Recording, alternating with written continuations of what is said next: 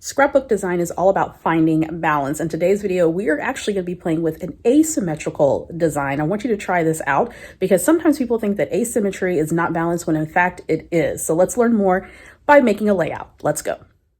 For this project, I am using the Pinkfresh Studio Spring Vibes collection. I posted a link down below to available products if you want to check it out.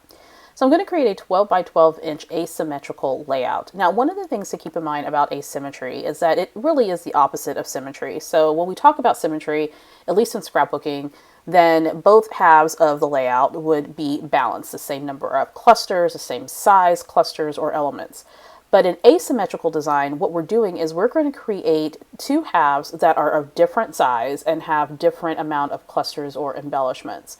So on the left-hand side of this particular project, I'm going to create a vertical band, a large vertical band of florals. And then to balance it out, I'm going to create a smaller cluster of flowers on the right-hand side of the layout.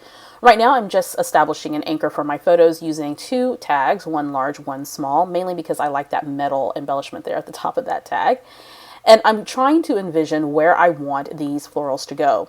Now, this is a really good technique to use some of those larger die cuts that you may have in your collection, larger stickers, larger embellishments, because you can use those as an anchor to really fill out the larger side of your layout, meaning the part of your layout that has the most embellishments. So I'm going to create this large vertical band of florals, and I'm just tucking in the flowers here and there, and I will commit to actually gluing those down here in just a second. I just want to get a feel for how I want the flower placement.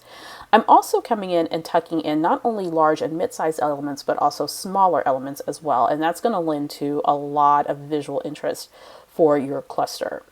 I'm going to do the same thing for the smaller cluster. However, I'm not going to use the same amount of elements there. So here's my larger cluster all built out. I'm going to go opposite that, almost in a diagonal direction, to create the smaller cluster. Again, I'm using flowers, so there can be some repetition there, but I'm not using as many in the smaller cluster as I am in the larger cluster. And at first, it may not seem like it is balanced, but if you've ever made a layout and you have a heavily embellished part of your layout and you're wondering, why does this not look balanced? Well, you probably need to create a smaller cluster to create something that's asymmetrical so it can provide a counterbalance to the larger area. So we have the larger area on the left-hand side. I could also rotate this and have the larger area up top, funneling down to the smaller cluster. I can also rotate it again and have the smaller cluster there to the top of the layout and the larger at the bottom. So you can play around with the format.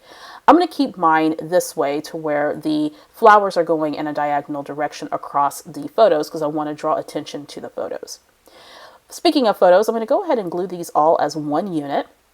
Makes it easier for me to move things around if I decide to change the position of the photos. Once that's in place, I'm going to add in some foam just to pop it up a tiny bit.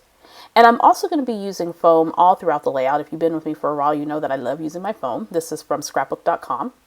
I'm going to go ahead and start popping up some of the embellishments. So I have that smaller tag there that I popped up with a little bit of foam squares. I'm also making sure that I'm leaving room for my title and for my journaling.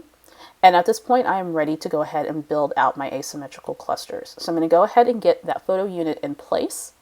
Once that's in place, it is time to add in the flowers. And so some of the flowers are going to have some foam squares to pop them up just so they're equal height to the photos. Some I'm going to tuck in here and there just to have some different height and elevation. And I'm going to do that not only for the larger cluster, but I'm going to do it for the smaller cluster as well.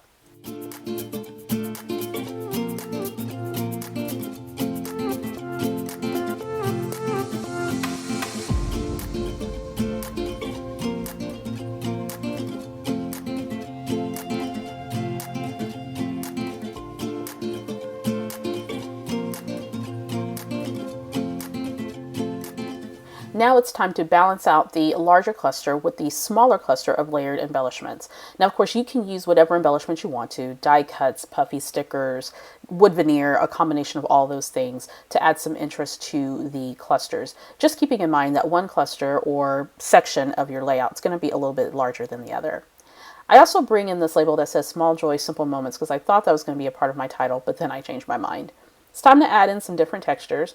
So included in this collection are these fun little embellishments that have a little bit of wood veneer with them. So I'm going to use one that says love. I'm also going to bring in some puffy stickers as well. I put down a blue label, which I'm actually going to pull up here in just a moment. but I also want to add in just some more textured items amongst these clusters. And again, each cluster has a different number of embellishments. And if you really want to go the mile in terms of balance, then you might want to consider using an odd number of embellishments for each of your layered clusters. There's something about odd numbers that really attracts the eye. Now, that's not a hard or fast rule, so if each of your clusters has an even number of embellishments, it's perfectly okay. But it's just one of those design principles that you can apply to your scrapbooking. I also have these frames that came with the collection, which I absolutely love. I'm going to back this little circular frame with a tiny bit of foam. I'm going to pop that up here on the left side cluster. I did back that with some vellum from Hero Arts. And I'm also putting in another little circle embellishment and a little heart there in the center, just to kind of round that out just a little bit more. Now it's time to work on the title. With this collection, there are 2 font stickers that are available. I'm going to start with the smaller font sticker to spell out URA, and then I'm going to come in and spell the word goober, because again, this is about my daughter who's making very funny little faces, because that's what teens and tweens do. And we were at a bookstore, and of course, you know, I cannot say no to books. But I told her, hey, let's take a picture, and these are the faces that I got. I'm going to finish up the embellishing by adding in some enamel dots, both to the clusters.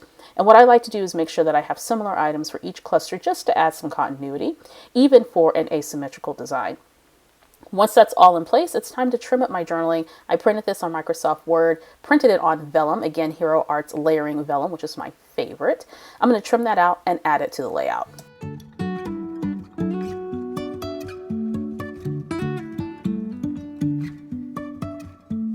Life is a winding road, no telling where it goes. Driving through days and nights, won't stop. Now, the tricky thing about an asymmetrical design is that you'll know it's balanced based on what is appeasing to your eye.